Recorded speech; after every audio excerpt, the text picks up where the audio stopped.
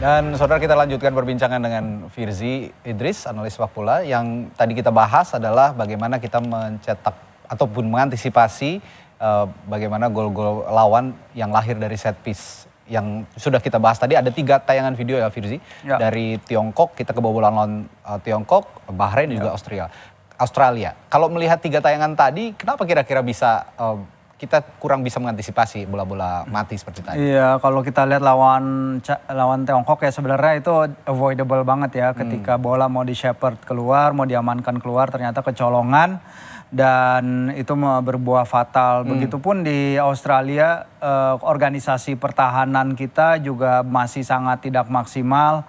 Kita terlalu mudah kebobolan dari suatu bola yang mungkin di kesempatan lain kita tidak kebobolan gitu. Walaupun memang kita tahu Australia ketika itu punya Cameron Burgess ya, striker yang besar, tapi kan Harry Souttar ancaman besarnya juga, back raksasa mereka yang jadi momok bagi kita di Piala Asia 2023 itu tidak main. Nah, ya disinilah kita lihat beberapa situasi yang seharusnya bisa dihindarkan. Ya, ini masalah komunikasi sebenarnya kalau lawan Tiongkok ya. Kita lihat ada umpan sundulan. Ya seharusnya play safe di aja sini, ya, dibuang play safe aja, harusnya di sini. Betul sekali. Ya, ini masalah komunikasi. Ya, dan Coach Patrick udah mengutarakan bagaimana cara agar tidak masuk ke jebakan ini ya Radi ya. Terutama dalam situation kayak gini, kedua gol kita pasti harus bisa lebih baik lagi dalam bertahan. Dan ini juga pasti sudah diantisipasi juga. Yang menarik memang dalam situasi ini Martin ya, kelihatan mungkin harus lebih vokal. Nah nanti kita kan akan bermain dengan kemungkinan besar Emil ya, walaupun memang pilihan Coach Patrick apakah menurunkan Nadeo atau Hernando atau Reza, tapi di atas kertas Emil lebih diunggulkan dan Emil harus bisa lebih vokal. Emil harus bisa lebih commanding di situasi dengan situasi seperti ini. Emil bisa berteriak ya seharusnya. Ya, atau dia keluar dari area pertahanannya ya. Dia keluar dari garis. Karena kalau kita lihat itu area 6 yard itu seharusnya command dia. Itu harusnya titik komando dia. Tapi dia berdiri persis di garis gawang. Dan di momen itu seharusnya dia bermain sedikit keluar dan berani berduel ke udara. Nah ini kalah bola udara ini juga sepertinya terjadi pada saat lawan Australia. Karena kita lihat sebenarnya sudah duel teman-teman kita. Cuman timnas kita tapi masih tidak bisa dioptimalkan. Duel udaranya masih kalah dengan timnas Australia pada saat itu. Ya seperti itu. Kalau nanti kita lihat dengan adanya Mes, kalau dia balik ke line up ya, dia akan memberikan ketinggian juga. Dia memberikan cover bagi Jai juga, bisa 2 pemain yang menyapu bola lambung dari situasi corner. Dan itu yang kita perlukan karena China juga Tiongkok adalah tim yang juga kesulitan mencetak gol ya di laga tandang. Mereka hanya mencetak 2 gol dari 4 laga tandang mereka.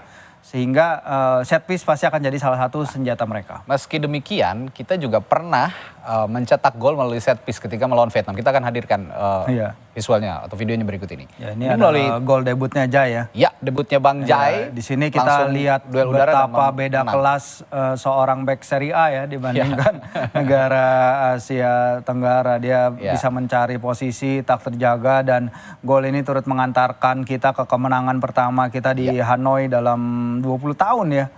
Dan ini adalah hasil yang luar biasa, ditambah juga dengan gol Ragnar Oratmangun di pertandingan ini membuat kita akhirnya mematahkan kutukan Hanoi. Sebenarnya kalau yang bisa kita pelajari dari video ini posisi Jai Zes agak terlihat bebas ya di sini, dia sendiri, tidak ada yang mengawal. Mungkin kecohan-kecohan semacam ini yang juga bisa ditiru dalam pertandingan nanti melawan Tiongkok. Iya, dia bisa lari dari second line, dia bisa lari dari ujung kotak penalti untuk menyerang situasi set piece yang tadi saya bilang delivery sangat bagus dari Tom Hai ya.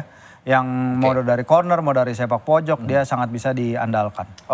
Selanjutnya kita akan lihat 3 pemain timnas Indonesia yang selanjutnya akan diandalkan melawan Tiongkok. Kita akan lihat siapa-siapa saja berikut ini. Iya. Kita akan tampilkan saat lagi. Ada 3 pemain timnas ya, ini dia. Ada Kevin Dix, Tom Haye, The Professor, dan Calvin Verdong. Masing-masing punya peran yang sama vitalnya di setiap lini yang mereka tempati.